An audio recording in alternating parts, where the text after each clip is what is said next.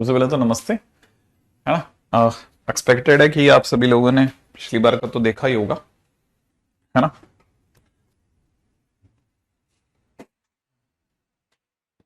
Vector के question तो पिछली बार हम लोगों ने डिस्कस करे थे, नैतिक, है ना। तो 3D के क्वेश्चंस करेंगे अब। अभी तो प्लान ये है कि आ, पहले चीजों को एक बार थोड़ा सा और स्ट्रीमलाइन करते चलें। बीच बीच में हम लोग एओडी के क्वेश्चन सबके, मैं बकायदा पीपीटीज वगैरह सब पीछे पीछे लगवाऊंगा, डोंट वरी। एक एक क्वेश्चन सॉल्व करेंगे, ऐसे बीच के अंदर नहीं छोड़ेंगे, है ना। डोंट वरी, ये सब पैरेलली प्लान्ड है ये सब।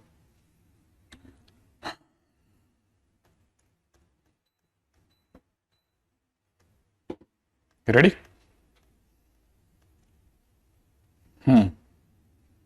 तो पिछली बार हमारा ये इस पे क्वेश्चन हो गया था।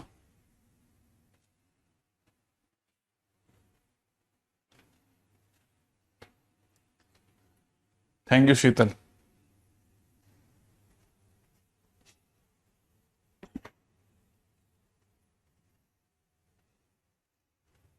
अच्छा, अगला टाइटल पे आते हैं। Next title is event. ठीक है, इवेंट। इवेंट क्या चीज है? पूरे टोटल सबसेट में से, पूरा टोटल सैंपल स्पेस में से किसी एक सबसेट का होना इज एन इवेंट। ठीक है ना। तो याद रखना, subset of sample space, sample space is event. Subset of sample space is event, है ना। हाँ, करवाऊंगा, 12th के अंदर करवाऊंगा। ठीक है। जैसे मैं एक एग्जांपल देता हूं। ठीक है, बड़े ध्यान से सोचना। एक एग्जांपल दे रहा हूं। ठीक है, जैसे सैंपल स्पेस फॉर डाइस। अगर मेरे से कोई पूछे डाइस के लिए सैंपल स्पेस क्या है, तो मेरा जवाब होगा 1 2 3 4 5 6, this is my sample space. ठीक है ना। And coming even number on dice. ठीक है, coming even number on dice. ठीक है, इवन नंबर डाइस पे आना मतलब 2 4 6। ठीक है, का आना इज एन इवेंट। इसका आना एक इवेंट है। ये सैंपल स्पेस ये इवेंट है। अब ये इसका एक भाग ही तो है, तो हम यही तो बोलेंगे subset of the total sample space is an event. ठीक है। ठीक है, नेक्स्ट। ओके, अगले पे आते हैं। ठीक है, याद रखना बस, मतलब इवेंट डिफाइन करते समय पे सबसेट का पता होना चाहिए। ऐसा नहीं हो कि सबसेट पता नहीं था। ठीक है ना। हाँ, मतलब डिफाइन करते समय हमेशा सबसेट पता होना चाहिए। मतलब और ये भी कंफर्म है कि event will always come with in sample space, है ना। इवेंट विल कम और define with in sample space. ये हमेशा सैंपल स्पेस में से होगा। हालांकि इतना ज्यादा ज्यादा दिमाग नहीं लगाना इस पे। ठीक है। अच्छा, नेक्स्ट, अगला, types of event. Types of event. पहला, इम्पॉसिबल इवेंट। ऑब्वियस ही बात है, the probability of happening of an impossible event is 0। Probability of happening an impossible event is 0, क्योंकि वो होगा ही नहीं। ठीक है ना। तो बिल्कुल सीधी सी बात है। तो कहने का मतलब इम्पॉसिबल इवेंट है। ठीक है, an event whose occurrence is not possible. An event whose occurrence is not possible. जिसका होना हमारे को पता है, कंफर्म है कि होगा ही नहीं। ठीक है ना।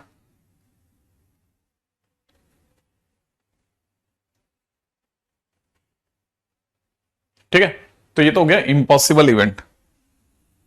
नेक्स्ट, ठीक है, next is sure event. Sure event, ठीक है, एन इवेंट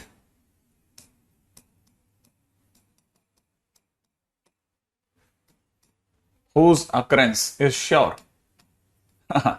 ये बताए आपने ऐसी चीजें लिखा हो तो आप सोचो क्या मुझे कितना बुरा लगता होगा, कैसी यूं ही हो जाएगा, यही यूं ही हो जाएगा, यूं ही, ठीक है। तो अगर देखा जाए तो जिसका होना पक्का है, ठीक है ना, ठीक है, जैसे हाँ, probability of sure event is 1, probability of a sure event is 1, ठीक है, probability of sure event is 1, obviously, है ना। जैसे मतलब सिक्के की उछाल पे हेड टेल का आना, ठीक है ना, हेड और tail on toss of a coin. और इसके सिवा क्या आ सकता है, हो ही सकता है, ठीक है, ये तो श्योर है, श्योर, ठीक है।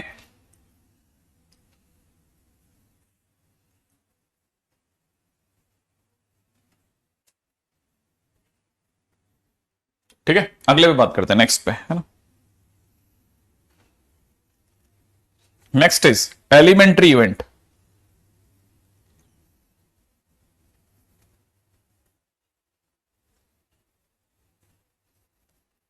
एलिमेंट्री इवेंट, पॉइंट नंबर 3, ये बिल्कुल भी काम का नहीं है, मैं आपको फिर बोल दूं, आप ये मत समझना बहुत काम की चीज चल रही है, ठीक है। एलिमेंट्री इवेंट, ठीक है, an event whose sample space is singleton set,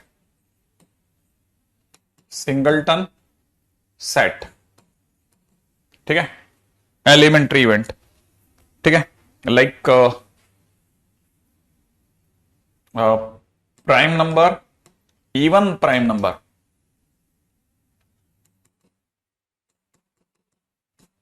even prime number, ठीक है, on dice is an elementary event. Elementary event, क्या आपको पता है कि डाइस पर अगर इवन प्राइम नंबर की बात करी जाए तो उसका सैंपल स्पेस क्या होगा, या उसका सेट क्या होगा, उसका सेट इज 2, एक ही तो बंदा आएगा और तो कुछ आएगा ही नहीं। हाँ, एलिमेंट्री इवेंट या सिंपल इवेंट, ठीक है, ऐसा। तो मेरा जानना क्या है, ये भी अपने को पता होगा, पता होगा, पता होगा, पता होगा, पता होगा, ठीक है। नेक्स्ट, अगला पॉइंट, अगला point is very very important, है ना, दिस इज इंपॉर्टेंट, ये काम का है, इसका नाम है equiprobable event. Equiprobable event, ठीक है ना, equiprobable event.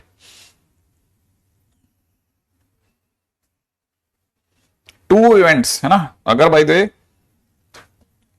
Two events are equiprobable if chance of their occurring is same, ठीक है, इज सेम। जैसे मेरे से कोई एग्जांपल पूछेगा तो प्रोबेबिलिटी ऑफ हेड और tail on toss of a coin, toss of a coin is equiprobable, ठीक है। अरे भाई सिक्का उछाला, तो सिक्का उछालने पर तो हेड भी आ सकता है और टेल भी आ सकता है, दोनों की चांसेस एकदम बराबर है, ठीक है ना, तो वो दोनों इक्विप्रोबेबल कहलाएंगे, ठीक है।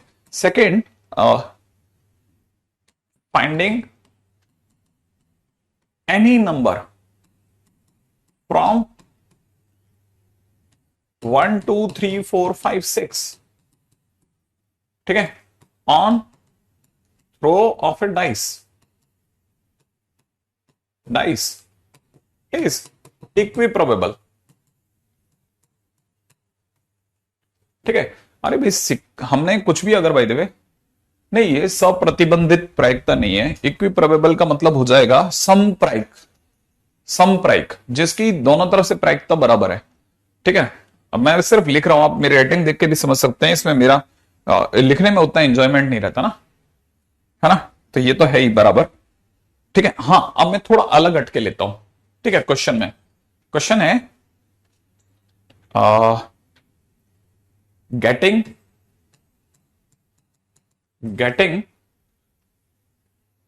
Odd number and getting,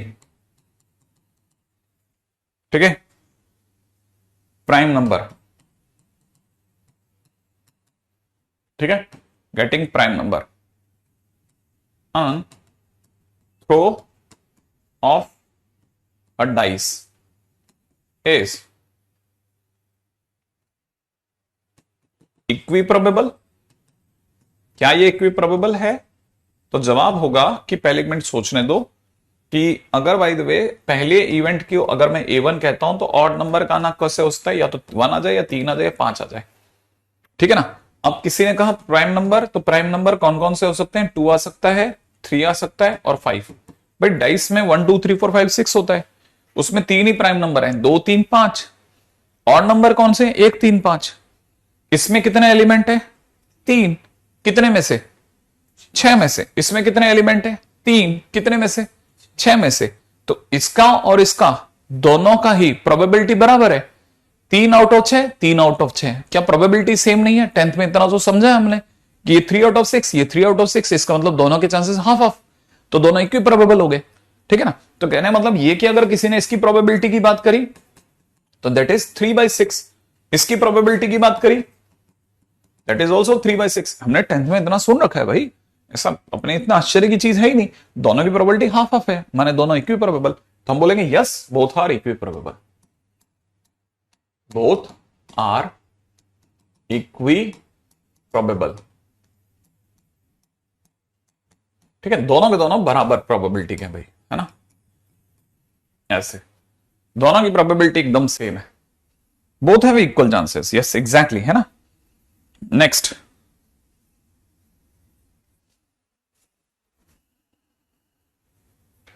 is बहुत काम का, बहुत काम का, सब बहुत काम, ये बहुत काम का, जिधर मैं डबल स्टार लगा रहा हूं मतलब बहुत काम का है। That is mutually exclusive, mutually exclusive. ठीक है ना, event, mutually exclusive event, mutually exclusive event है ना, मैं इसका हिंदी में नाम भूल गया हूं। ठीक है, म्यूचुअली एक्सक्लूसिव इवेंट। ठीक है, जब कोई दो इवेंट इस तरह से हो कि उन दोनों में कुछ भी कॉमन ना हो। ठीक है ना, तो याद रखना A and B are said to be mutually exclusive event if A common B is equal to 5। कुछ भी कॉमन ना हो, ध्यान रखना, बहुत ध्यान से ध्यान से ध्यान से ध्यान से इस बात को समझते चलना। म्यूचुअली एक्सक्लूसिव का मतलब दोनों में कुछ भी कॉमन नहीं होना, बिल्कुल अलग होना, कुछ भी मिक्स में नहीं होगा, उन दोनों में कुछ भी मिक्स नहीं होगा, सब टोटल अलग अलग होगा। हाँ ध्यान से समझना इसको। ठीक है, जैसे अगर बाय द वे देखा जाए, मैं एक एग्जांपल दे रहा हूं, ठीक है ना, जैसे मैंने इसमें क्वेश्चन बना लेता हूं। ठीक है, getting even number and getting odd number on dice is mutually exclusive. ठीक है, क्या ये म्यूचुअली एक्सक्लूसिव है? अच्छा, mutually exclusive and equi probable, and equi probable. क्या ये म्यूचुअली एक्सक्लूसिव भी और इक्वी प्रोबेबल भी है? तो मेरे दिमाग में आएगा इवन नंबर, इवन नंबर का अगर अपने सेट पता करा तो इवन नंबर के सेट में आएगा 2 4 6, सही है ना। और ऑड नंबर के सेट में कौन कौन सा आएगा? 1 3 5। सही बात है। क्या 1 3 5 और 2 4 6 में कुछ भी कॉमन है? क्या इवन और ऑड में कुछ भी कॉमन है? क्या इन दोनों में कुछ भी कॉमन है? Nothing common. सही है, कुछ भी कॉमन नहीं है सर। हाँ, अगर कुछ भी कॉमन नहीं है तो इसका मतलब सीधी बात है, कुछ भी इवन और ऑड वाले में कुछ भी कॉमन नहीं है, तो इसका मतलब दोनों का पाई। ये टोटल अगर ये पूरी 1 2 3 4 5 6 की दुनिया है तो 1 3 5 इसमें बैठ रहे हैं भैया जाकर के, 2 4 6 यहां अलग जाके बैठ रहे हैं, दोनों में कुछ भी कॉमन नहीं आया। क्या ये बात समझ में आई? तो अगर देखा जाए तो ये, अगर इसकी बात की जाए तो हम ये बोलेंगे mutually exclusive, purely mutually exclusive. अब दूसरा क्वेश्चन है, क्या सर इक्वी प्रोबेबल है? हाँ, इसकी प्रायिकता, अगर इसकी प्रोबेबिलिटी की बात की जाए तो दैट इज 3/6। इसकी प्रोबेबिलिटी की बात की जाए, ठीक है, तो that is also 3/6, 3 out of 6। ठीक है, तो देने का देखा जाए तो इक्वी प्रोबेबल है, बिल्कुल है इक्वी प्रोबेबल। ठीक है ना, नेक्स्ट पे आ जाता हूं जल्दी से उड़ते हुए। अच्छा, अब किसी ने एक क्वेश्चन पूछा कि गेटिंग, ठीक है ना, odd number and prime number, ठीक है, on dice is mutually exclusive. क्या ये म्यूचुअली एक्सक्लूसिव है? तो मेरे दिमाग में ऑड का मतलब क्या क्या होता है दोस्त? 1 3 5। सही है, और प्राइम नंबर का क्या मतलब होता है? 2 3 5। क्या ये दोनों में कुछ भी कॉमन है? वेन डायग्राम में बताओ। ये अगर देखा जाए 1 3 5, ये है ना भाई, 1 3 5 ऐसा, और आपको पता होना चाहिए 2 3 5। क्या 3 5 दोनों में कॉमन नहीं है? गौर से देखिए, क्या इन दोनों में कुछ कॉमन नहीं है? है कॉमन, और कॉमन पार्ट आया। ठीक है, जैसे आपने कहा कि नहीं साहब इसमें तो कॉमन पार्ट आया, और कॉमन पार्ट आते मना कर दो कि नॉट म्यूचुअली एक्सक्लूसिव। हाँ, थोड़ा बहुत पीएनसी की जरूरत पड़ेगी, वो मैं आपको पैरेलली सिखाता चलूंगा, और नहीं तो आप उस चीज के बारे में उस पीएनसी के खत्म उसी लेक्चर में जाकर के पढ़ लेना। ठीक है, तो पहली चीज तो ये हो गया। अब आते हैं तीसरी, बहुत इंपॉर्टेंट। मैंने कहा था 3 4 बहुत इंपॉर्टेंट है ना? नहीं नहीं नहीं, इसको परस्पर नहीं कहते, इसको कुछ और कहते हैं, इसको कुछ और कहते हैं। ठीक है, नेक्स्ट पे आते हैं। अगला अगला कहता है, ठीक है, तीसरा बहुत इंपॉर्टेंट, तीसरा नहीं, चौथा पांचवा छठा। ठीक है, नेक्स्ट इज 6। ठीक है, 6 छठा पॉइंट क्या कहता है? छठा पॉइंट कहता है एग्जॉस्टिव इवेंट्स। ये ऐसे शब्द है ना जिनका बहुत यूज होगा, और आपने अगर शुरू से ही कमजोरी छोड़ी तो बाद में ये बड़ा बन जाएगा। पर इतनी बकवास चीज का बड़ा बनना मतलब बहुत शर्मिंदगी की बात हो जाएगी। नहीं म्यूचुअली एक्सक्लूसिव माने निवारक नहीं। ठीक है, अच्छा ये क्या चीज है? Exhaustive event is exhaustive event, exhaustive event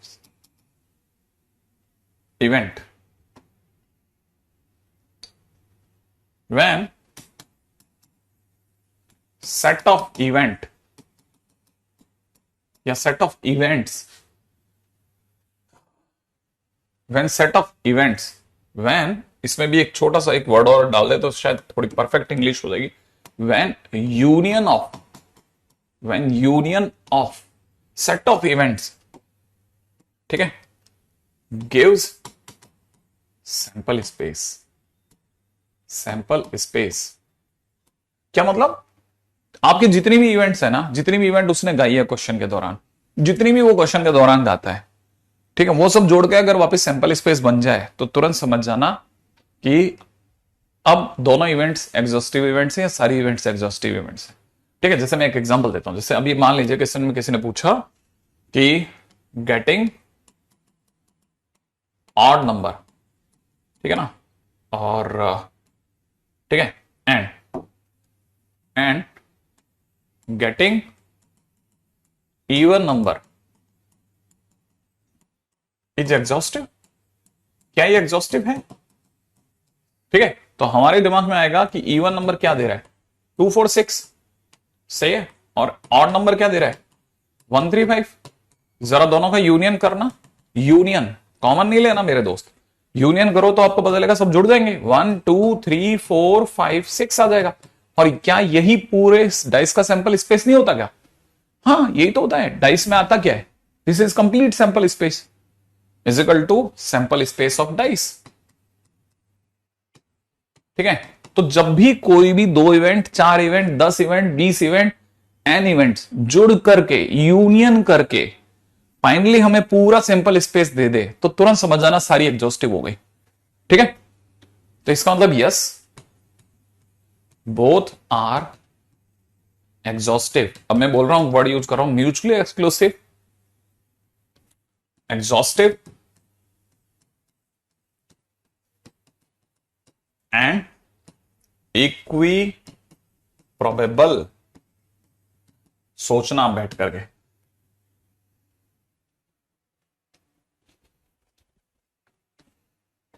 यहां तक की बात तो समझ में आ गई। अच्छा, एग्जॉस्टिव मतलब सब मिला करके, सब जोड़ जाड़ करके फाइनली। अच्छा, जैसे वेन डायग्राम में बताता हूं, जैसे सपोज करो देयर आर एक इवेंट, एक ये S1 है, ये दूसरा S2 है, ये तीसरा S3 है, एक इवेंट है S4, ये इवेंट जो है S5 है, और ये इवेंट S6 है। अगर मैं इन सबको जोड़ दूं तो वापस मुझे पूरा वेन डायग्राम मिलता है, तो मैं कहूंगा कि हां, ये S1, S2, S3, S4, S5, S6 are exhaustive events. ठीक है, क्योंकि S1 union S2 union S3 union S4 union S5 union S6 मिलकर के मुझे पूरा सैंपल स्पेस दे रहे हैं। इसीलिए S1, S2, S3, S4, S5, S6 are exhaustive events. Exhaustive events, ऐसे समझना, ये सब एग्जॉस्टिव है।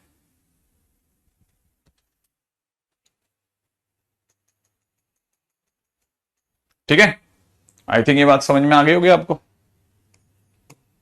नेक्स्ट पे बढ़े, अगले पे बात करते हैं।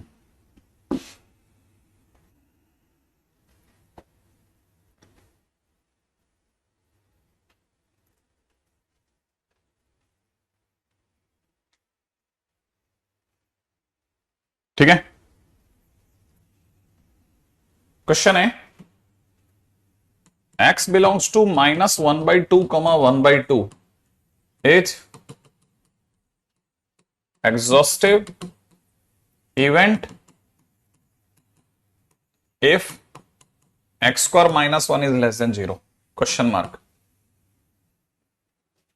ठीक है, क्या मेरी बात समझ में आ गई? अगर अपन ने ये वाली बात समझी तो कहानी में चलते हैं जल्दी से, फटाफट से। क्या आप में से किसी के दिमाग में ये बात आई है कि कहानी को अगर आप ध्यान से देखें तो क्या ये अपने आप में एग्जॉस्टिव है या नहीं है? ठीक है, तो देखिए साहब, ये एग्जॉस्टिव है कि नहीं है, इस पर सोचना है। क्या आप में से किसी के दिमाग में ये आ रहा है कि x square -1 is less than 0, ये दिया गया है? और अगर ये दिया गया है तो आपको ये भी पता होगा, इसको क्रैक करने पर x -1 x + 1 is less than 0 होगा। पहला फंक्शन की ओर है, x अपनी वैल्यूज 1 और -1 के बीच में। अगर आपने -1 से 1 तक पूरी रेंज खोल दी इसकी, समझ रहा, तो आप बताओ आपका x -हाफ से हाफ में घूम रहा है। क्वेश्चन तो इस पे है ना, तो -हाफ तो यहीं रह जाएगा ना, और प्लस का हाफ यहां रह जाएगा ना। तो क्या -हाफ से +हाफ ने पूरा -1 से 1 नाप दिया? क्या पूरा नप गया या रह गया बीच का? कोई एक्स्ट्रा कॉर्नर तो नहीं रह गया -हाफ से हाफ के दौरान? क्या लगता है? नहीं, ये वाले में पूरा है, तो ये पूरा नहीं है, इधर रह गया, उधर देखा जाए उधर रह गया। तो कहने का मतलब ये कि the given set x belongs to -half, half is not exhaustive. Exhaustive माने कुछ बचे ही नहीं extra, not exhaustive for x square -1 less than 0। Exhaustive नहीं है ये। ठीक है, तो जवाब होगा कि ये एग्जॉस्टिव है? नहीं है साहब एग्जॉस्टिव। एग्जॉस्टिव होता तो कुछ भी नहीं छोड़ता, इधर से उधर तक सब नाप गया, सारा एग्जॉस्ट कर गया, सारा पूरा -1 से 1 तक पूरा एग्जॉस्ट कर गया। ध्यान से समझे आप, -हाफ से हाफ पूरा एग्जॉस्ट कर रहा है क्या? नहीं, नहीं कर रहा, बाकी इधर उधर छोड़ रहा है, एग्जॉस्ट नहीं कर पाया पूरा। अगर पूरा सेट एग्जॉस्ट कर जाता तो काम बन जाता, एग्जॉस्ट कर गया। याद है ना, मतलब इतना साधारण शब्द यूज कर रहा हूं, एग्जॉस्ट कर गया, पूरा एग्जॉस्ट नहीं ऐसा। ओके, नेक्स्ट टाइटल पे बात करते हैं। Next title is axiomatic definition of probability. ठीक है, axiomatic definition of probability. Ready, इस पे बात करें। अगर एक्सियोमेटिक डेफिनेशन ऑफ प्रोबेबिलिटी की बात की जाए तो बिल्कुल एकदम एक्सियोमेटिक है, नाम भी शास्त्रीय है। ठीक है, तो अपन प्रॉपर एकदम किताबों वाली फील्ड में चलेंगे। ठीक है, if a random experiment result, if a experiment results in, ठीक है ना, n mutually exclusive equally likely,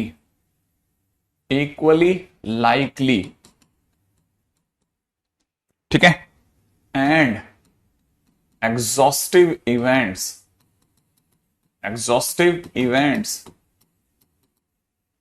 ठीक है, out of which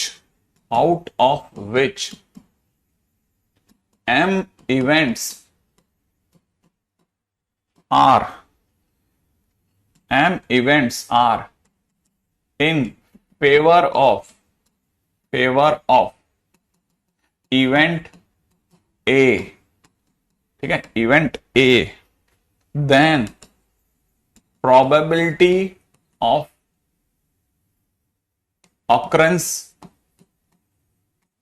of event A, then probability of occurrence of event A, ठीक है ना, is PA is equal to favorable event,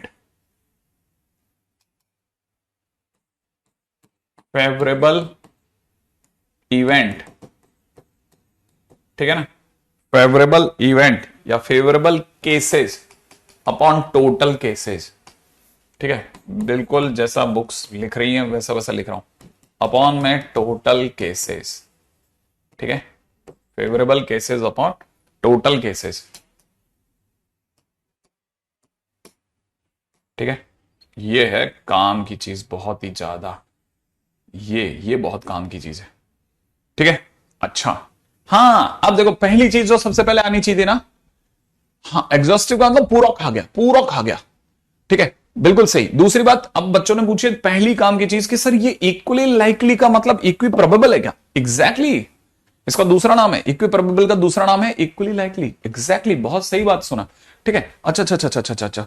अब दूसरी बात सुनो। अब दूसरी बात, क्या सर मैं ऐसा सोच सकता हूं कि आप मुझे जो कहना चाह रहे हो वो ये कि फेवरेबल केस तो m है और टोटल केस n है, तो m बाई n आंसर हो जाएगा। एग्जैक्टली, क्यों नहीं? तो P इज इक्वल टू में favourable m out of total n। Probability है क्या चीज? ये बस इतना सिंपल सा फंडामेंटल है, बाकी तो ये सब तो आपको पता है, ज्ञान ही ज्ञान है। ठीक है, अब आगे बढ़ जाते हैं जिनको ये ज्ञान पता है। ठीक है, अच्छा नेक्स्ट पॉइंट पे बात करते हैं, अगला। ठीक, अच्छा, एक काम की बात। ठीक है ना, सो आई can say that probability of A is equal to में m बाई n। ठीक है, वेयर, अब यहां पे एक और चीज सीखने की है। रिमार्क नंबर 1, पहला remark, m favourable case. m क्या चीज है? Favourable case. फेवरेबल केस ज्यादा से ज्यादा n तक जा सकते हैं, टोटल केसेस बन सकते हैं। सारे ही केस फेवरेबल थे। अगर बाय द वे वो इक्वल आ जाए, m बराबर n हो जाए, तो हम समझ जाएंगे सारे केस फेवरेबल थे। नीचे से नीचे 0 तक जा सकते हैं। जिस दिन m 0 हो गया उस दिन फेवरेबल केस 0 हो गए, माने कोई भी केस फेवरेबल हुआ ही नहीं। माने फेवरेबल केस अपनी लेंथ कहां से कहां तक लेंगे? 0 से लेकर के टोटल केस तक लेंगे, माने 0 से n तक लेंगे। तो पहली चीज जो सबसे इंपॉर्टेंट है वो ये बन गई। अब दूसरी चीज आपको ये भी पता होना चाहिए कि अगर आपका m 0 से यहां तक है, तो जैसे ही आप m में n का भाग लगाओगे ये 1 बन जाएगा और ये 0 बन जाएगा। और अगर ऐसा हो गया तो आप जानते हो ये प्रोबेबिलिटी ऑफ a है, ये 1 बन जाएगा और 0 बन जाएगा। इसका मतलब probability of a is in between 0 to 1। क्या ये बात समझ में आई? माने किसी भी चीज के होने की प्रोबेबिलिटी नीचे से नीचे 0, ज्यादा से ज्यादा 1 होती है। तो ये बहुत काम की चीज नंबर 2 आ गई। ठीक है, ये बहुत काम की चीज नंबर 1 होगी। तो दो तीन चीजें लाइन के अंदर ऐसी होती है ना, जो छोटे से बड़े तक हमारे को हर चीज समझाती है, राइट है। अच्छा, अब तीसरी बात, ठीक है, if M is favourable case, अगर मान लीजिए एम जो है वो फेवरेबल केस है, तो टोटल केस तो एन है। टोटल केस कितने, एन है। अगर मैं आपसे कहूं कि मैंने एन में से एम घटा दिया, भाई टोटल केस कितने हैं, एन है, उसमें से एम फेवरेबल है, तो बाकी बचे हुए क्या है, नॉन फेवरेबल। बाकी बचे हुए क्या है, नॉन फेवरेबल। तो इसका मतलब एन माइनस एम क्या चीज हो गए, नॉन फेवरेबल केस। क्या आपको ये बात समझ में आई? इसका मतलब ये कि प्रोबेबिलिटी होने की अगर ए है, ठीक है ना, तो प्रोबेबिलिटी ऑफ ए के ऊपर ऐसे बार लगा दें, पी ए बार, ठीक है, तो that is probability of not happening of A कहलाएगी, नॉट हैपनिंग ऑफ ए। अगर पी ए के होने की प्रोबेबिलिटी है तो पी ए बार नहीं होने की प्रोबेबिलिटी है। तो अगर किसी ने पी ए बार लिख दिया तो पी ए बार का मतलब तो सर नॉन फेवरेबल होगा ना, क्योंकि ए तो होना नहीं है। तो पिछली बार पी ए का मतलब अगर फेवरेबल अपॉन टोटल था, तो इस बार नॉन फेवरेबल अपॉन टोटल होगा।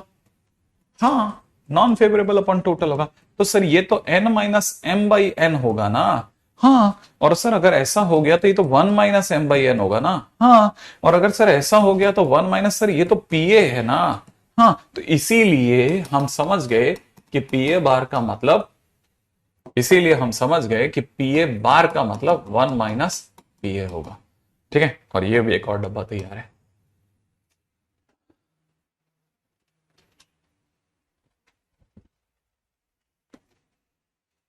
अच्छा, ये ये भी एक तरीका है कई बार प्रोबेबिलिटी को निकालने का। ठीक है, अच्छा, in another word I can say like this also कि P A plus P A bar is equal to 1। I expect कि आपको सोचने की जरूरत नहीं पड़ेगी, ये तो ऐसे ही समझ जाओगे आप। हाँ हाँ हाँ हाँ, तो हर क्वेश्चन को करने के दो तरीके होंगे, एक तो सीधा, ठीक है, एक रास्ते से सोचा जाए, या फिर उसका उल्टा। ठीक है ना।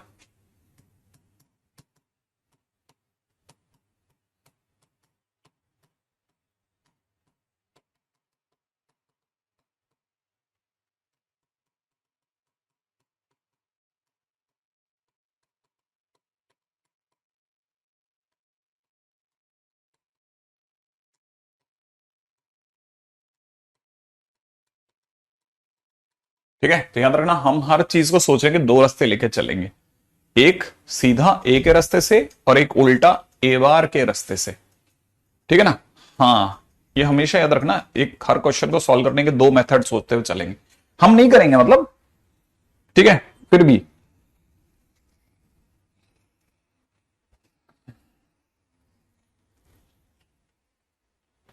अच्छा, अब काम की बात नंबर 5, पांचवी बात। ठीक है, अगली बहुत ही काम की चीज। ठीक है, अगली काम की चीज का नाम है odds in favour and odds against. ठीक है, मोस्ट नॉर्मल बट इंपॉर्टेंट। ठीक है, ठीक है, अगले के ऊपर बात करते हैं, ऑड्स इन फेवर और ऑड्स अगेंस्ट। ठीक है, ऑड्स इन फेवर क्या चीज है, ये एक्चुअल में क्या है, जुआरियों का, सट्टेबाजों का एक शब्द है। ऑड्स इन फेवर का मतलब होता है, ऑड्स इन फेवर का मतलब होता है नॉन फेवरेबल में फेवरेबल का होना, नॉन फेवरेबल में, ठीक है, नॉन फेवरेबल में फेवरेबल का होना। ठीक है, और ऑड अगेंस्ट का मतलब होता है, ठीक है, ठीक है, फेवरेबल में नॉन फेवरेबल का होना, फेवरेबल में नॉन फेवरेबल का होना।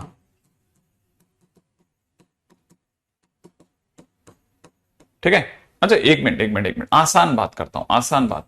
कल को कोई पूछे ऑड्स इन फेवर क्या है, ऑड्स इन फेवर क्या है, अक्सर आप टाइम्स ऑफ इंडिया वगैरह में देखेंगे तो वो मैचेस के लिए ऑड्स इन फेवर कि कल बरसात होने के चांसेस, कल के टेस्ट के जीतने के चांसेस, तो वो अक्सर अपनी हेडलाइंस में ये वर्ड यूज करते हैं, odds in favour of India.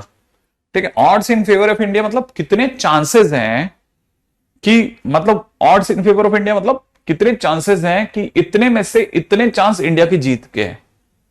ठीक है ना, जैसे वो लिखते हैं कि अगर odds in favour of India 3:5, इसका मतलब नहीं होने के चांस, नहीं जीतने के चांस 5 हैं और जीतने के चांस 3 है, जीतने के चांस 3 है और नहीं जीतने के चांसेस 5 है और टोटल चांस 8 हो गए।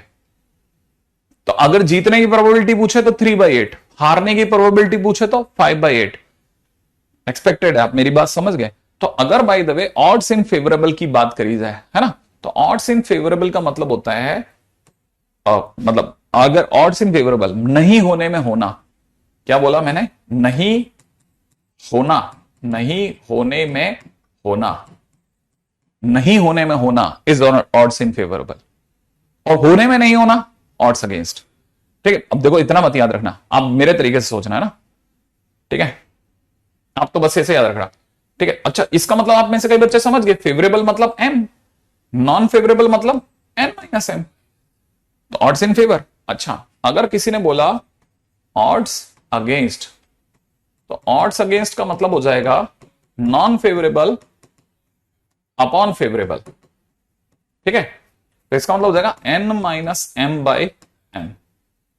n-m/m। सही है ऐसे। अच्छा अब जैसे किसी ने बोला, मैंने जैसा वर्ड बोला ना कि odds in favour of India's win are 3:5। ठीक है, implies chance of India win is 3 and chance of India's loss is 5। ठीक है, आप ये बात समझते चलना। मेरा ज्यादा ख्याल है शायद आप में से कई बच्चे धीरे धीरे क्लिक कर जाएंगे कि अच्छा इसका मतलब ये होता है। ठीक है, अच्छा अब कई बच्चों को तो इससे मतलब ही नहीं, भाड़ में जाना, अपने को सर क्या करना, आप तो क्वेश्चन का मैटर बताओ, आप तो क्वेश्चन में क्या समझ के चल रहे हैं। तो पहली चीज तो बेटा ये समझना, दूसरी चीज ये समझना, और तीसरी चीज अपने दोस्त ये समझनी है कि जैसे तेरे को किसी ने ऑड्स इन फेवर बोला, ऑड्स इन फेवर बोला, तो तेरे को पता है फेवर ऊपर आ जाएगा और नॉन फेवर नीचे चला जाएगा, चला जाएगा। अब इनके नीचे एक छोटा सा काम कर, इसके नीचे एन का भाग लगा दे, इसके नीचे भी एन का भाग लगा दे। जैसे ही एन का भाग लगाएगा तो ये m/n तेरे को पीए दे देगा। ठीक है ना, और ये आप तेरे को पीए बार दे देगा। तो P A upon P A bar is odds in favour. ठीक है, अब समझ जाएंगे अपन कि ऑड्स अगेंस्ट,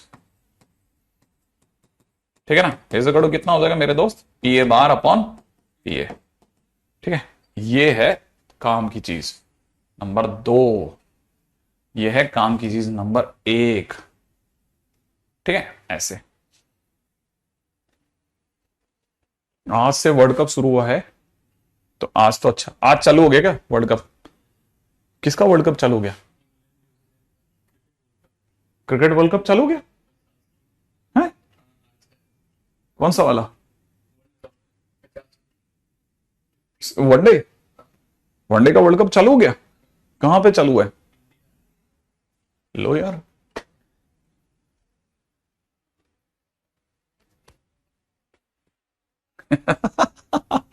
लो भाई, इंडिया वर्सेस न्यूजीलैंड है ना? हाँ, ये इंग्लैंड वर्सेस न्यूजीलैंड। हाँ, क्या ही फर्क पड़ता है। ठीक है,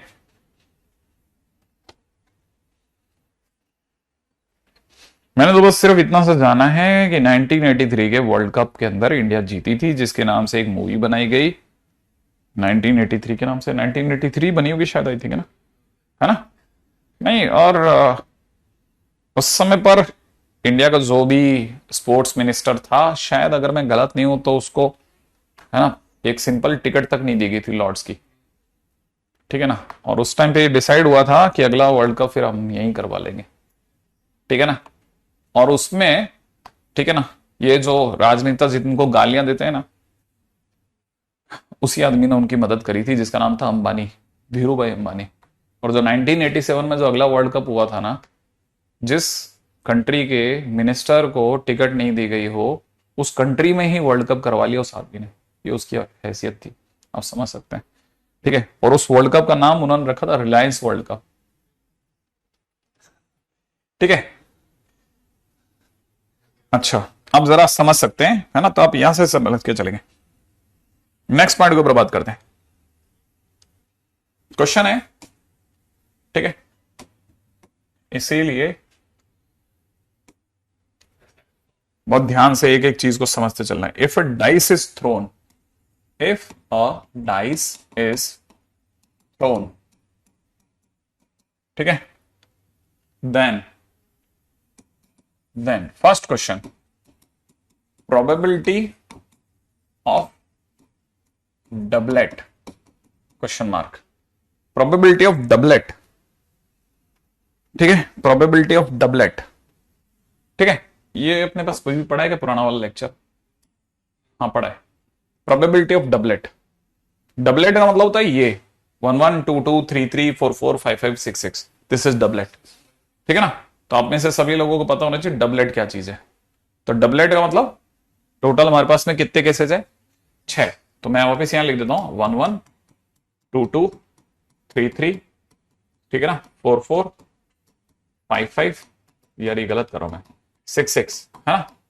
अगर देखा जाए तो this is total cases 6 out of 36, तो प्रोबेबिलिटी इज 1/6, ठीक है, प्रोबेबिलिटी इज 1/6, ठीक है। मैं ये गलत कर रहा था कि मैं 1 1 1 2 1 3 1 4 1 5 1 6 1 7 2 1 2 2 2 3 2 4 2 5 2 6, ठीक है ना, 3 1 3 2 3 3 3 4 3 5 3 6, ठीक है। अगले वाले में 4 1 4 2 4 3 4 4 4 5 4 6, अगले वाले के अंदर 5 1 5 2 5 3, ठीक है ना, 5 4 5 5 5 6, and last one is 6 1 6 2 6 3 6 4 6 5 and 6 6, ऐसा लिख लेते हैं ना, पहले सबसे पहले लिख के रख देते हैं। अब ये क्वेश्चन के दौरान आता रहेगा ना, बार बार पीछे नहीं देखना अपने को, ठीक है, इतनी ही देर लगनी थी बस मेरे को। अब देखिए अगला क्वेश्चन है प्रोबेबिलिटी। अच्छा, अब यहां पे हमसे एक गलती हुई है क्वेश्चन के अंदर, इफ टू डाइसेस, है ना, दूसरी गलती यहां हो रही है, ठीक है। इफ 2 डाइसेस आर थ्रोन, ठीक है। अब सही कर देते हैं क्वेश्चन को। प्रोबेबिलिटी, ये मेरे को स्ट्राइक भी सेकंड क्वेश्चन से करा, प्रोबेबिलिटी ऑफ गेटिंग सम 3, ठीक है, probability of getting sum 3 is equal to, अब यहां सोचते हैं, देखो सोचने का एक सीधा रास्ता तो क्या है, ठीक है,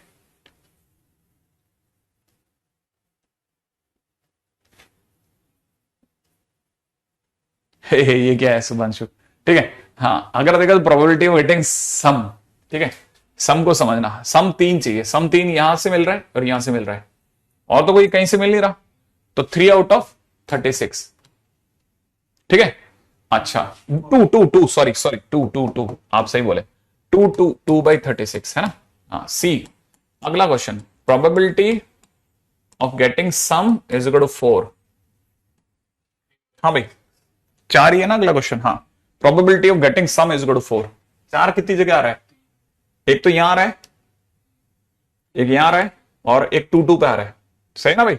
मैं लिख भी देता हूं ये बात को, कहां कहां आ रहा है, एक तो 1 2 पे आ रहा है, ना ना ना 1 3 पे आ रहा है, 1 3 पे आ रहा है, और 3 1 पे आ रहा है, और 2 2 पे आ रहा है, तो इसका मतलब ये 3 जगह पर आ रहा है, तो 3 आउट ऑफ 36, सही है। अगला next question, probability of getting sum is equal to 5, ठीक है। अगला क्वेश्चन बताओ, 5 कितनी जगह आ रहा है, पांच पांच पांच, 4 जगह आ रहा है पक्का? सही है। तो मैं कितना लिख दूं? 4/36 कर दूं? अच्छा, छठा क्वेश्चन समझ गए होंगे आप। Probability of getting sum is equal to 6, 5/36 लिख दूं क्या? पक्का? ठीक है। अच्छा, अब आ जाते हैं पॉइंट नंबर 7 पे। अगर किसी ने पूछा probability of getting sum is equal to 7, सोच लेना। देखो मैं लिखता जा रहा हूं 6/36। ठीक है, अगला question, probability of getting sum is equal to 8। बोलो 8। 8 गिनो, अब 8 गिनो। 8, 8 में 5 या 6? सोच ले, 8 कहां से मिल रहा है? 8 यहां से तो कहीं से नहीं मिल रहा, 8 यहां मिल रहा है एक तो। 2,6, एक 6,2 पे 2, और 4,4 पे, और 3,5 पर, एक 5,3 पर। कितनी हो गई? 1 2 3 4 5। पक्की बात है, तो 5/36 कर रहा हूं। ठीक है। अच्छा, अगला समझ गए होंगे, प्रोबेबिलिटी ऑफ गेटिंग सम 9, 4/36 कर दो पक्का? अगला प्रोबेबिलिटी ऑफ गेटिंग सम 10। हाँ भाई, 10 वाले लोग कितने? 3/36। Probability of getting sum, probability of getting sum 11, कितना? 2/36 पक्का? प्रोबेबिलिटी ऑफ गेटिंग सम 12, 1/36 पक्का? ये अपने इसलिए लिख दिया, ठीक है, मेरा ज्यादा ख्याल है मैंने इसलिए लिख दिया ताकि मैं आपको ये बता सकूं कि देखिए अगर आप क्रम से देख रहे हैं तो शायद आपको कुछ फील आ गया होगा कि इनमें है सर कुछ ऐसा, मतलब एक रिदम है, रिदम दिख गया है ना? एक रिदम हो गया आई थिंक, मेरा जानने के लिए कोई भी सोच सकता है ना? अगर by the way probability of getting sum को अगर मैं एक्स कहता हूं, अगर मैं प्रोबेबिलिटी ऑफ गेटिंग सम को एक्स कहता हूं, अब वो कितना भी हो सम, 4 हो 5 हो 15 हो जो भी हो, ठीक है ना? अगर सम 1 आ रहा है, कितना सम कितना आ रहा है? 1, तो आपको सम 1 अगर आ रहा है तो उसकी प्रोबेबिलिटी 0 हो गई, क्योंकि दो के फेंकने पर, दो डाइसेस के फेंकने पर सम 1 आ ही नहीं सकता। सोच के देखो आप, दो डाइसेस पे फेंकने पर मिनिमम सम 2 आएगा ही आएगा। तो इसका मतलब हमारा अगला क्वेश्चन, अगर सम आपका 2 से लेकर के और 7 तक कुछ भी आ रहा है, कितना? 2 से लेकर के सम जो है वो 2 से 7 तक कुछ भी आ रहा है, तो आपका आंसर हमेशा x माइनस 1/36 है। सोचो क्या बोला मैंने, सोचा आपने? अगर आपका सम, अगर आपका सम, अगर आपका सम 8 से लेकर के और 12 तक कुछ भी है, तब आपका आंसर हमेशा 13 माइनस x/36 होगा। क्या मेरी बात समझे आप? क्या मेरी बात समझे आप? तो याद रखना, कभी कभार वो आपको ऐसी जगह उलझा लेगा जो मैंने लिख दी है, जिसको हम आसान शब्दों में ढूंढ सकते हैं। तो जैसे ही आपके दिमाग में आया ना 9, तो आपको पता 9 माने तीसरी लाइन, 13 में से 9 कम कर दो, 4/36 आंसर हो गया। किसी ने पूछा सम 11, 13 माइनस 11/36 माने 2/36 हो गया। ऐसे खेलो, समझे? ऐसे आई थिंक ये वाली बात पकड़ में आ जाएगी आपको। बहुत छोटी पर काम की चीज है ना? ऐसे देखें तो कितनी बोरिंग है ना, लेकिन चटाक से एकदम से सीन बदलती है, सीन बदल देती है। ठीक है, हाँ। अच्छा, नेक्स्ट पे आ जाते हैं। अच्छा, अब यहां अगले क्वेश्चन में मैं जान करके एक प्रोबेबिलिटी पीएनसी का क्वेश्चन लूंगा। ठीक है,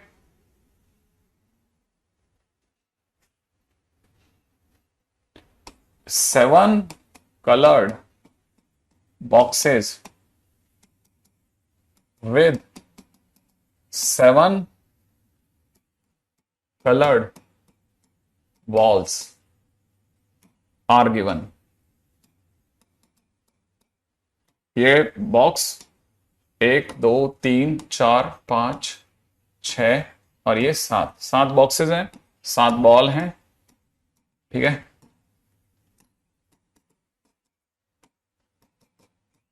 ठीक है, आई थिंक आपको दिख गया होगा, विबग्योर। ठीक है, 7 colored boxes and 7 colored ball are given। one ball one ball can be put in one box। सही है? First question, what is the probability, what is the probability that no, ठीक है, नो बॉल इज गोइंग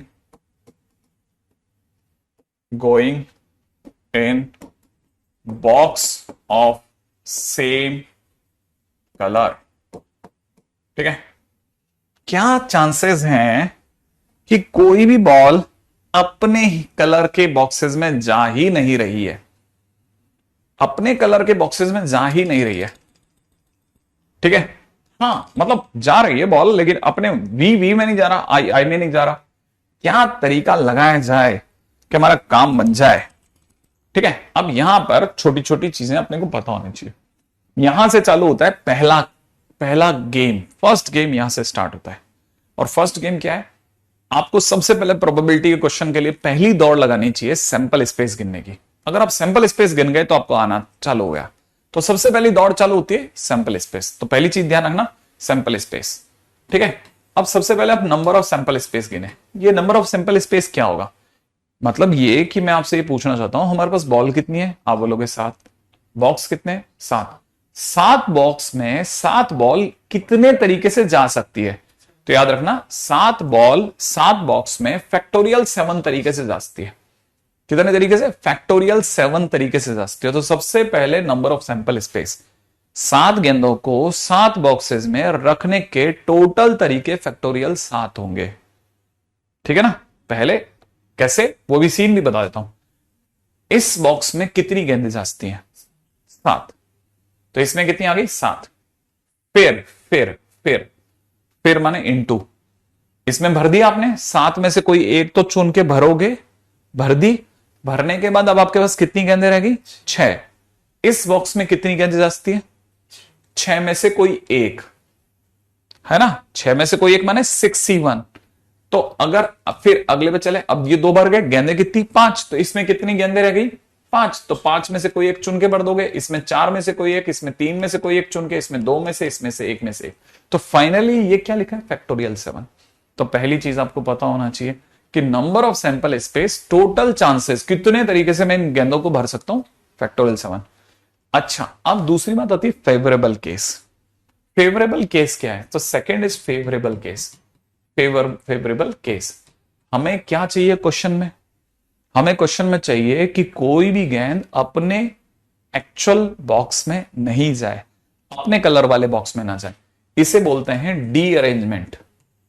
क्या बोलते हैं, D arrangement of 7 balls. हम total कबाड़ा करने वाले हैं। डी अरेंजमेंट का आसान हिंदी में शब्द होता है टोटल कबाड़ा। कोई भी गेंद अपने कलर के डब्बे में गई ही नहीं, टोटल गड़बड़ हुआ है, टोटल गड़बड़। तो डी अरेंजमेंट ऑफ 7 को लिखते हैं D7 बेटा, इतने D7। अब D7 का एक फार्मूला होता है, D7, D5, D6 सबका एक फार्मूला क्या है, फैक्टोरियल 7 से शुरू करें, माइनस में फैक्टोरियल 7 बाई फैक्टोरियल 1 लिखें, फैक्टोरियल 7 बाई फैक्टोरियल 2 लिखें, फैक्टोरियल 7 बाई फैक्टोरियल 3 लिखें, सही है। फिर फैक्टोरियल, ठीक है, फैक्टोरियल 7 बाई फैक्टोरियल 2 माइनस में फैक्टोरियल 7 बाई, ओ मैं उल्टा चला गया, ठीक है। यहां पे कितना, फैक्टोरियल 7 बाई फैक्टोरियल 4 लिखें, फैक्टोरियल 7 बाई फैक्टोरियल 5 लिखें, फिर फैक्टोरियल 7 बाई फैक्टोरियल 6 लिखें, और माइनस में फैक्टोरियल 7 बाई फैक्टोरियल 7 लिखें। ये टोटल डी अरेंजमेंट है, फार्मूला है सिंपल, ठीक है। सिंपल 11th का फार्मूला है। इस माने से आपको याद रहेगा कि अच्छा ये था कुछ। अब आपको चाहिए प्रोबेबिलिटी, तो probability of happening of A is equal to, में इसमें से फैक्टोरियल 7 को कॉमन ले लेना, ठीक है ना। अगर आप वैसे जानते हो तो समझदारी से देख लोगे, फैक्टोरियल 7 के कॉमन लेते ही आपको ये दोनों कटते हुए दिख जाएंगे। यहां से आंसर आ जाएगा 1 upon factorial 2, 1 upon factorial 3, 1 upon factorial 4, 1 upon factorial 5, 1 upon factorial 6, और यहां से आ जाएगा 1 अपॉन फैक्टोरियल 7 अपॉन नीचे कितना, फैक्टोरियल 7। ये दोनों कैंसिल आउट हो जाएंगे, दिस इज योर आंसर, ठीक है। अभी क्या बताया मैंने, डी अरेंजमेंट का क्या मतलब था बेटा, टोटल गड़बड़, टोटल गड़बड़, ठीक है ना। हाँ, ये काम आएगा जब मैं पीएनसी पढ़ाऊंगा, तब मैं इस बारे में और बताऊंगा, ठीक है। अभी आप लिख देना पीएनसी लास्ट लेक्चर, ठीक है। तो जहां पे भी पीएनसी का लास्ट लेक्चर मेरा मिल जाए वहां पे देख लेना, उसमें टोटल मैंने इसको समझाया हुआ है, ठीक है, देखो मैं शुरू शुरू में आपको कुछ ऐसे क्वेश्चंस कराऊंगा जिनमें पीएनसी का थोड़ा यूज होगा, फिर धीरे धीरे हमारे को बाद में पता चलेगा इस पीएनसी का यूज होना ही बंद हो गया। लास्ट में पता चलेगा मजाक चल रहा था, मजाक चल रहा था, पीएनसी था ही नहीं। हम बेवकूफ बन गए थे, हमको लगा पीएनसी है, पहले 2-3 क्वेश्चन या मैं डर के भाग गया। नहीं, आपको चिंता करने की जरूरत नहीं। जब मैंने एक बार बोल दिया कि पीएनसी का ज्यादा यूज नहीं है, तो पीएनसी का सचमुच ज्यादा यूज नहीं हुआ। लेकिन मैं शुरू शुरू में ऐसे क्वेश्चन कराऊंगा जिनमें आपको पीएनसी दिखेगा, है ना, शुरू शुरू में। ठीक है, अच्छा अगला क्वेश्चन है नेक्स्ट, इसी का सेकंड क्वेश्चन। ठीक है, probability of balls when exactly 4 balls will go in their own colored box। ठीक है,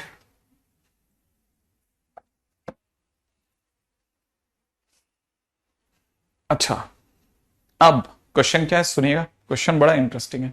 आपकी पीएनसी बहुतों की सुधर जाएगी, बिलीव मी, सिर्फ सुनो आप। अब ये मैं इसको बी इवेंट कह रहा हूं, टोटल सैंपल स्पेस फैक्टोरियल 7 है। सीधा खेलना, एक पत्ते पे खेलना सीख जाओगे, बस बार बार घर पे बैठ के लिखना। ठीक है, कि सर ने कैसे सोचा था। हमको ये कह रहा है कि 4 गेंदे तो अपने डब्बों में जाएं, 3 गड़बड़ हो जाए। 4 गेंदे तो अपने डब्बों में जाएं, अपने सही डब्बों में जाएं। मेरी बात सुनने में आ रही है? 4 गेंदे तो अपने सही डब्बों में जाएं। हमारे पास टोटल कितनी गेंदे हैं? 7। तो पहले हम 7 में से कोई 4 चुनेंगे, 7 में से कोई 4 चुनेंगे, है ना, कि ये अपने डब्बों में जाएंगी।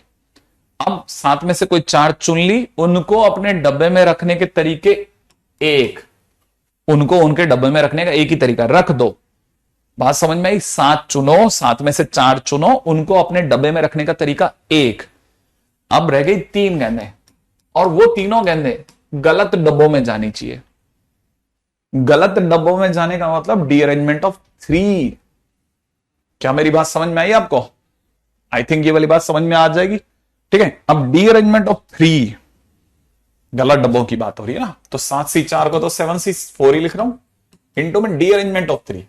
हालांकि हमारा ये फार्मूला 3 या 3 से बड़े के लिए, लेकिन मैंने भी कभी 3 पे ट्राई नहीं किया, ट्राई कर लेता हूं। Factorial 3 minus factorial 3 by factorial 1 plus में फैक्टोरियल 3 बाई फैक्टोरियल 2 माइनस में फैक्टोरियल 3 बाई फैक्टोरियल 3, ये अपॉन में फैक्टोरियल 7। ठीक है, अपने को इसे पूरा सॉल्व करना ही नहीं है, बस सिर्फ मैं चेक कर लेता हूं कि आंसर सही आ रहा है क्या। ये दोनों तो कट गए, फैक्टोरियल 3 कॉमन आ गया, यहां से बचेगा 1/2, यहां से बचेगा 1। सही है? ओ ओ ओ ओ ओ, ये तो आंसर नेगेटिव आ रहा है सर। नहीं, ये तो नेगेटिव आ गया ना। नहीं, नेगेटिव नहीं है, ऐसे नेगेटिव थोड़ी ना है। पता है मैं क्या गड़बड़ कर गया था? 1 कैसे, फैक्टोरियल 3 कॉमन लेना, 1/6। सही है, 1/2 में से 1/6 गया तो 1/3, 1/3 ही तो बचा। फैक्टोरियल 7, अच्छा 7C4 आता है किसी को? फैक्टोरियल 7C4 ऐसे चलता है ना 15 वाला। 7 कितना याद आ रहा है किसी को? 7C4 माने 7C3, 7 6 5 बटा 1 2 3 इंटू फैक्टोरियल 7, यहां पे हो चुका है फैक्टोरियल, इसका हो गया 6। ये जो बच गया 1/3, कट पिट के कितना रह गया 2। ठीक है, हाँ 2, और 2 आना एकदम सही है, बराबर सही काम कर गया फंडा। ठीक है, आगे इसका मल्टीप्लीकेशन का आंसर कर लेना आप। तने ने बोला है 765/123 में, ये 765 नहीं होगा, 765 लिख रहा है, और मैं भी ये लिख देता हूं, है ना। हाँ, मुझे लगा कि ऐसा। ठीक है, अब सुनो आगे। ठीक है, जो जो भी इसके काम के क्वेश्चन है वो करवा रहा हूं। शुरू शुरू में मैं थोड़ा सा पीएनसी बेस्ड रहूंगा, मैं बार बार बोल रहा हूं। इसको देख के ये मत समझना कि प्रोबेबिलिटी में पीएनसी होती, कतई नहीं होती। कुछ क्वेश्चंस में होती है, 90% क्वेश्चंस विदाउट पीएनसी चलते हैं प्यार से। और पता है इतनी तेजी से समझ में आती है पीएनसी कि आपका दिमाग खराब हो जाएगा कि यार गजब ही चीज है रही। देयर आर 6 मैरिड कपल्स ठीक है, and we have to select 4 persons out of these 6 couple. First question, find probability of getting exactly one couple. ठीक है, अब जरा ध्यान से सुनना, ये क्या क्वेश्चन हुआ सर? अरे सुनो सुनो सुनो सुनो, कोई तकलीफ नहीं।